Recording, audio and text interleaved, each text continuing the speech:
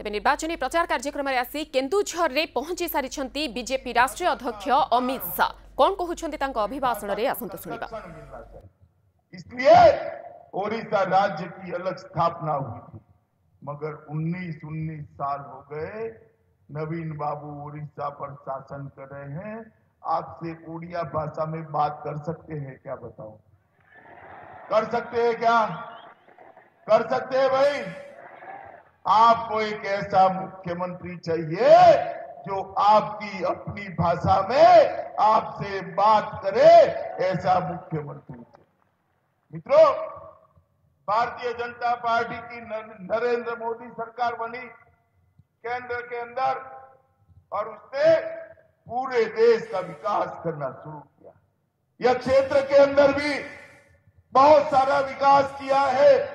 District mineral fund के तहत 1600 करोड़ रुपया ये जिले को आवंटित किया गया है। 1600 करोड़ रुपया। ये सामने जो अस्पताल दिखाई पड़ रहा है, ये विशाल अस्पताल भविष्य में जहां मेरी आदिवासी माताएं, बहनें, बुजुर्ग, भाई सबका इलाज होने वाला है, ये नरेंद्र मोदी जी ने भेजे हुए डीएमएफ के पैसों से बन रहा है। मोदी जी तो भेज रहे हैं, परंतु नवीन बाबू ने अपने खीसे से एक 54 भी ये मेडिकल कॉलेज के लिए नहीं दी, एक 54 भी नहीं दी। मित्रों, मुझे बताओ, देना चाहिए या नहीं देना चाहिए? जोर से बोलो, देना चाहिए या नहीं देना चाहिए उनको? अरे वो दे न दे, आप चिंता मत करो, जो लागत आएगी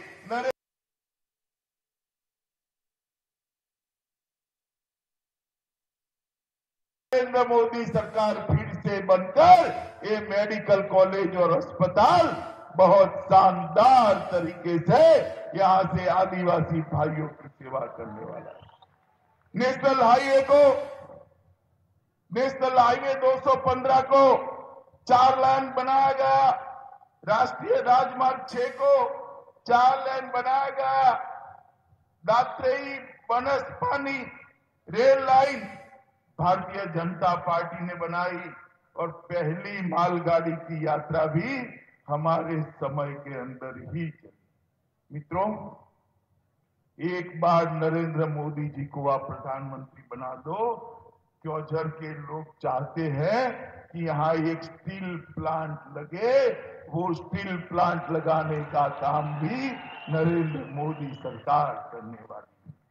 यहां पर आदिवासी भाई जो वन संपदा लाते हैं, उसको भी समर्थन मूल्य से खरीदने की शुरुआत भारतीय जनता पार्टी की सरकार ने। मित्रों, नरेंद्र मोदी सरकार ने ओडिशा के विकास के लिए ढेर सारे काम किए। डीएमएफ के तहत 6088 करोड़ रुपया देने का काम किया। IISCR बहरामपुर में बनाने का काम किया। संबलपुर के अंदर मैनेजमेंट की शिक्षा मेरे आदिवासी बच्चे ले पाए, इसके लिए IIM बनाने का काम नरेंद्र मोदी सरकार ने किया। भुवनेश्वर के अंदर IIT बनाने का काम किया। भुवनेश्वर के अंदर ESIC की एक नई अस्पताल बनाने का काम भी नरेंद्र मोदी सरकार ने किया और लगभग 10,000 करोड़। कितने करोड़ के भाई बोलो जरा? 10,000 करोड़ के 4 लेन रोड बनाने का काम भारतीय जनता पार्टी की सरकार ने किया। झारसुगुड़ा में मल्टी मॉडल लॉजिस्टिक पार्क बनाया। बालासोर, हल्दिया, दुर्गापुर LPG लाइन डालने का काम किया। झारसुगुड़ा में हवाई अड्डे का उद्घाटन किया। महानदी और ब्राह्मणी नदी पर 5,000 करोड़ रुपया से एक वाटरवे का निर्माण किया, जो ओडिशा के विकास को आगे ले जाएगा।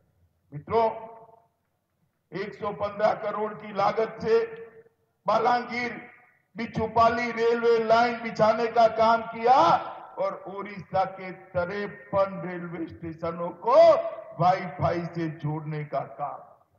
और सबसे बड़ा काम किया मित्रों, पाइका विद्रोह, जो हमारे उड़ियाओं की अभिमान का विषय है, इसके विषय में एक डाक टिकट जारी कर समग्र विश्व के अंदर पाइका विद्रोह को इतिहास। नरेंद्र मोदी सरकार फिर से बनकर ये मेडिकल कॉलेज और अस्पताल बहुत शानदार तरीके से यहां से आदिवासी भाइयों की सेवा करने वाला है। नेशनल हाईवे 215 को 4 लाइन बनाया गया, राष्ट्रीय राजमार्ग 6 को 4 लाइन बनाया गया, दात्रेई बनस पानी rail line Bharatiya Janata party ने बनाई और पहली मालगाड़ी की यात्रा भी हमारे समय के अंदर ही चली। मित्रों, एक बार नरेंद्र मोदी जी को आप प्रधानमंत्री बना दो, क्योंझर के लोग चाहते हैं कि यहां एक स्टील प्लांट लगे, वो स्टील प्लांट लगाने का काम भी नरेंद्र मोदी सरकार करने वाली है। यहां पर आदिवासी भाई जो वन संपदा लाते हैं, उसको भी समर्थन मूल्य से खरीदने की शुरुआत भारतीय जनता पार्टी की सरकार है। मित्रों, नरेंद्र मोदी सरकार ने ओडिशा के विकास के लिए ढेर सारे काम किए। डीएमएच के तहत 6088 करोड़ रुपया देने का काम किया। IISCR बहरामपुर में बनाने का काम किया। संबलपुर के अंदर मैनेजमेंट की शिक्षा मेरे आदिवासी बच्चे ले पाए, इसके लिए IIM बनाने का काम नरेंद्र मोदी सरकार ने किया। भुवनेश्वर के अंदर IIT बनाने का काम किया। भुवनेश्वर के अंदर ESIC की एक नई अस्पताल बनाने का काम भी नरेंद्र मोदी सरकार ने किया और लगभग 10,000 करोड़, कितने करोड़ के भाई बोलो जरा, 10,000 करोड़ के 4 लेन रोड बनाने का काम भारतीय जनता पार्टी की सरकार ने किया। झारसुगुड़ा में मल्टी मॉडल लॉजिस्टिक पार्क बनाया। बालासोर, हल्दिया, दुर्गापुर LPG लाइन डालने का काम किया। झारसुगुड़ा में हवाई अड्डे का उद्घाटन किया। महानदी और ब्राह्मणी नदी पर 5,000 करोड़ रुपया से एक वाटरवे का निर्माण किया, जो उड़ीसा के विकास को आगे ले जाएगा। मित्रों, 115 करोड़ की लागत से बालांगीर बिचुपाली रेलवे लाइन बिछाने का काम किया और उड़ीसा के 53 रेलवे स्टेशनों को वाईफाई से जोड़ने का काम, और सबसे बड़ा काम किया मित्रों, पाइका विद्रोह, जो हमारे उड़ियाओं की अभिमान का विषय है, इसके विषय में एक डाक टिकट जारी कर समग्र विश्व के अंदर पाइका विद्रोह को इतिहास में स्थान दिलाने का काम भारतीय जनता पार्टी की नरेंद्र मोदी। ललितगिरी के अंदर एक म्यूजियम बनाया और यहां पर बालागीर और रसूलगढ़ किले में एक म्यूजियम बनाने का काम किया। और नवीन बाबू ने क्या किया? मित्रों, 19 साल से नवीन बाबू यहां पर है। 19 साल से। मुझे बताओ, हर गांव में घर में पीने का पानी नल से आता है क्या? आता है क्या? हर स्कूल के अंदर मास्टर है क्या? अस्पताल में डॉक्टर है क्या? युवाओं को रोजगारी मिलती है क्या? युवाओं को रोजगारी देने के लिए हरियाणा, गुजरात, महाराष्ट्र, कर्नाटक जाना पड़ता है, यहां पर रोजगारी नहीं। मैं गुजरात से आया हूं, रोजगारी के लिए हजारों ओडियावासी गुजरात में आए हैं। मुझे तो गर्व है, मेरे प्रदेश की धरती पर आप आए हो, मगर मुझे बताओ, जो ओडिया युवान गए हैं, उनको अपनी युवा पत्नी और बूढ़े माँ बाप के साथ रहने का अधिकार है या नहीं है? जरा बताओ, है या नहीं है? एक बार नवीन बाबू को उखाड़ कर फेंक दो, 5 साल में ऐसा उड़ीसा बनाएंगे कि रोजगारी के लिए किसी को बाहर नहीं जाना।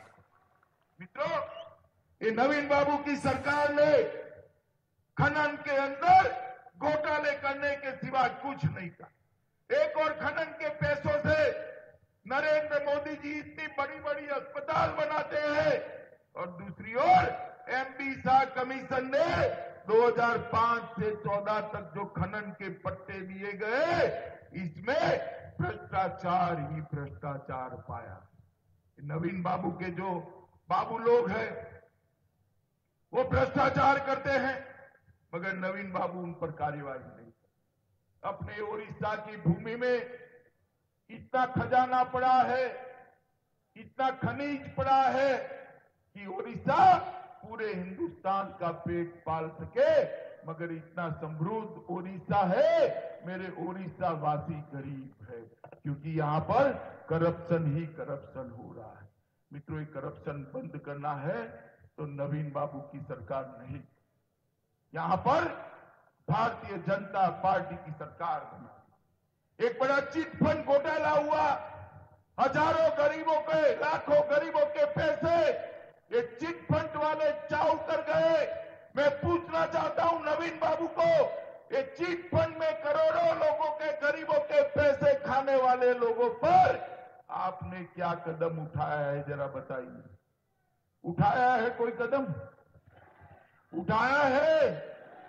एक बार भारतीय जनता पार्टी की सरकार बना दीजिए, ये चीट फंड घोटाले वालों को चुन चुन कर जेल में भेजने का काम ये भारतीय जनता पार्टी।